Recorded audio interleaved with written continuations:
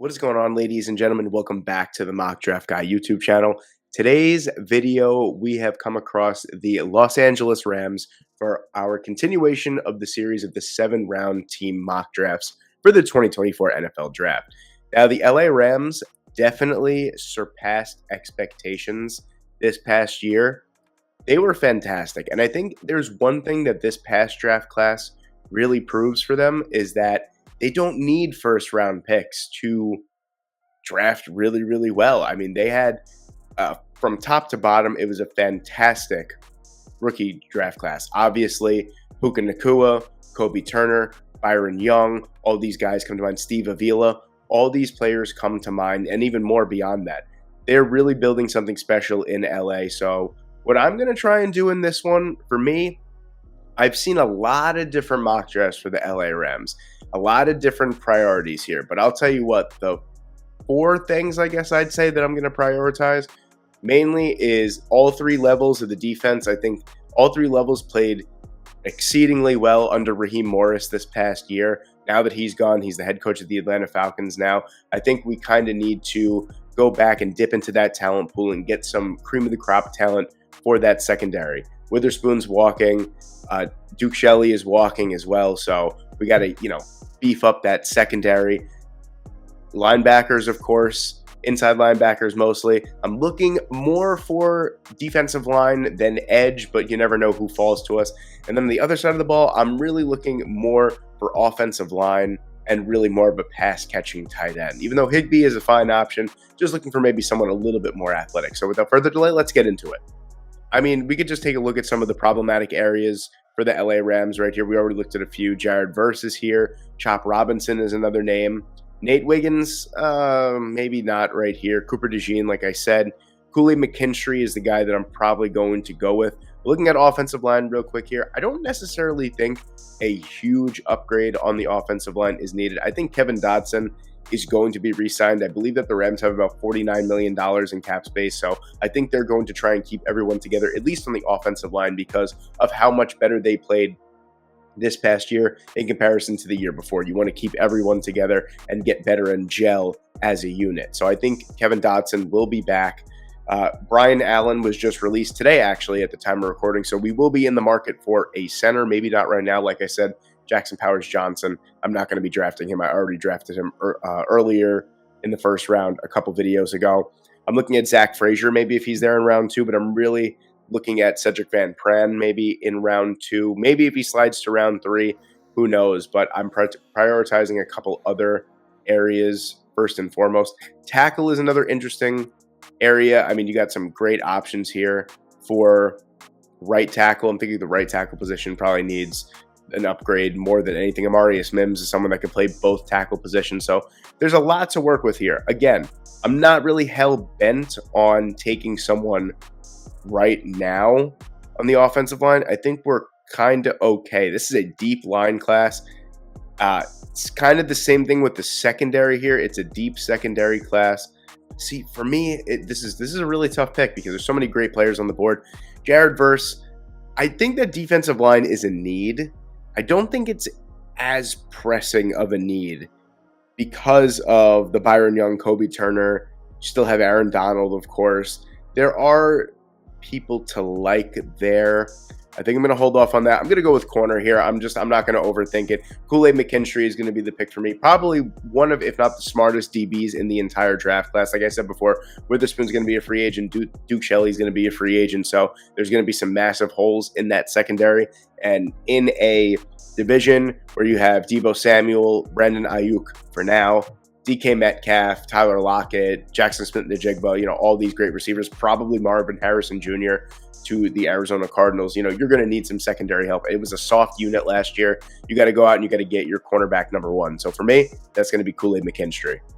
So we got a number 1 corner type off the board here at number 19. I know I might catch some flack in the comment section below, but honestly, I feel like that was the best option there. It's a huge need for the LA Rams. We just go and nip it in the butt in the first round. Round 2, we have a plethora of picks here to work with. You can see them on the left right here above my head. Just a ton of picks here, a lot of compensatory picks as well. I love all that.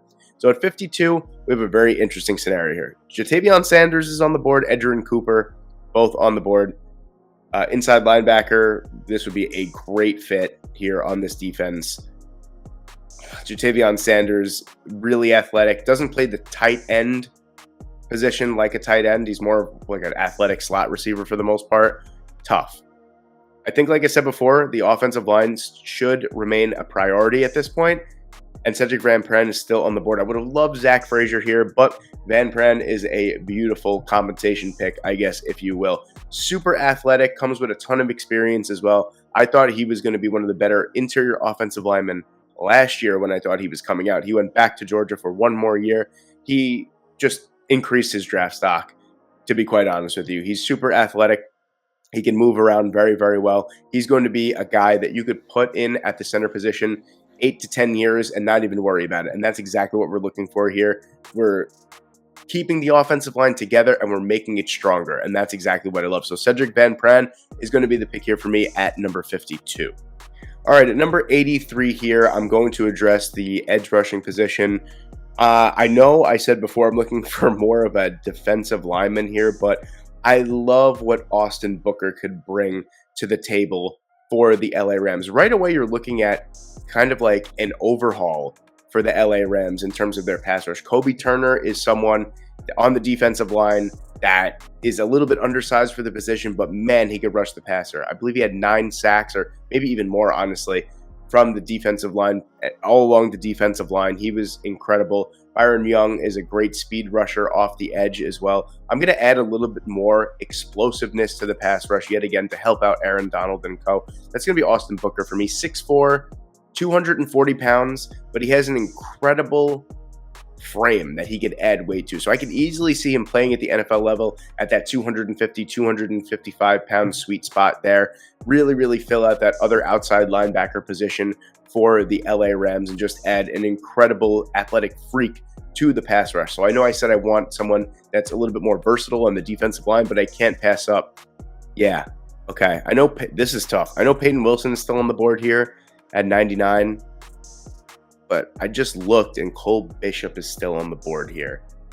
That would be a really big time upgrade to the secondary. I just wish the next 2 picks weren't 153 and 154. This is a pretty decent linebacker class. You can get a good coverage linebacker, inside linebacker later on in the draft. I think that's what we're going to do. I see Cole Bishop here on the board. That was a tough sentence to say really, really fast. Cole Bishop is on the board here. Didn't see that before. I'm glad I looked. And that's exactly who we're going to take at 99 to just fill out the safety position. And I mean, this is a revamped secondary with fantastic young athletic defensive backs. You got to love it.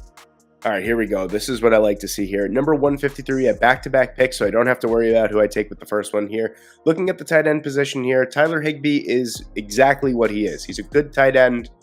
Can you get someone that could be a little bit of a better athlete, a little bit of a better pass catcher, if you will, a little bit more? I shouldn't say that. He's a good pass catcher, but he's not as explosive from the tight end position. I like Deline Hoker a lot from Colorado State. 6'5", 235 pounds.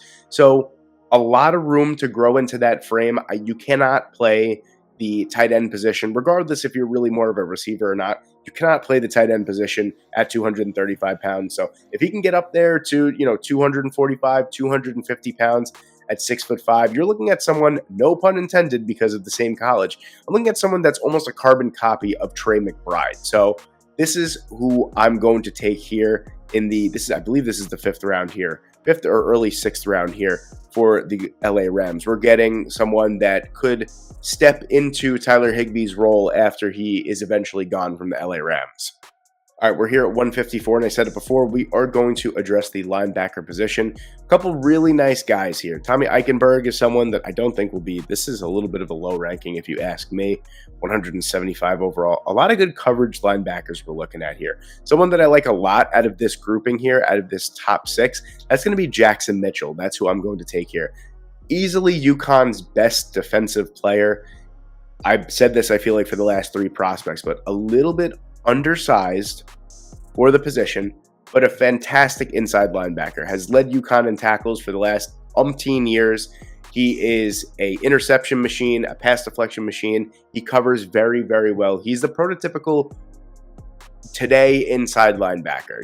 I don't think that there's really such thing as being undersized nowadays. I think Telvin Smith was really the first guy that came along and was like, hey, I'm 215 pounds, but I could play the linebacker position. Jackson Mitchell, you don't have to worry about his weight. 6 foot, 235 pounds, not really that undersized. He's a fantastic athlete and he's a playmaker. And I think that the LA Rams could absolutely use that in the middle of their defense.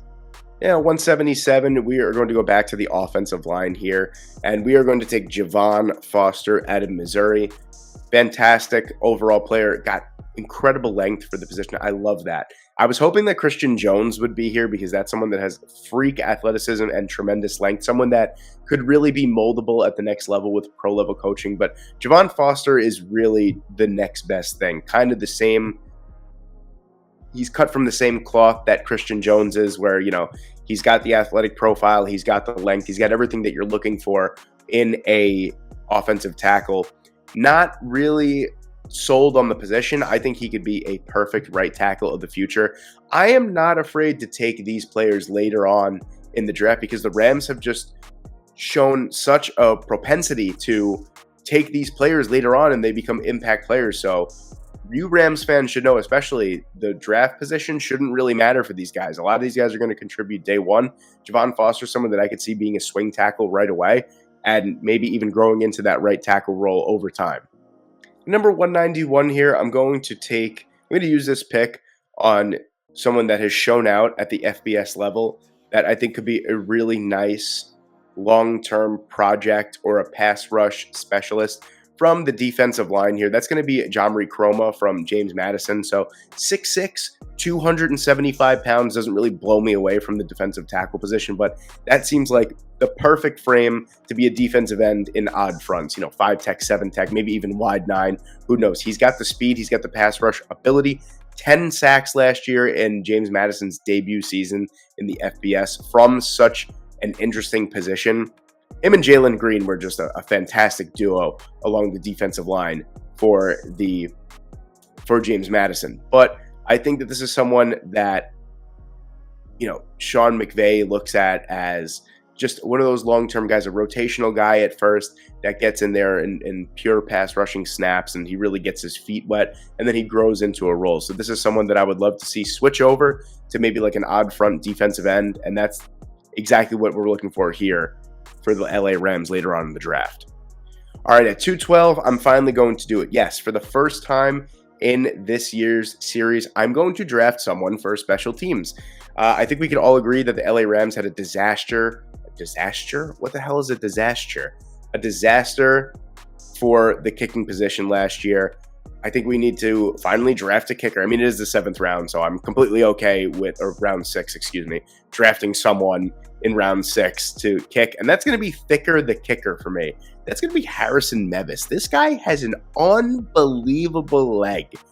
I mean, he drills 60-yarders like it's nothing. And that's in college. And that's really tough to do in college. So this is someone, I believe he's got like a ridiculous frame. He's like 6 foot, like 240 pounds. This guy could play linebacker, honestly, if they need him to. So Mevis is going to be the pick here for me.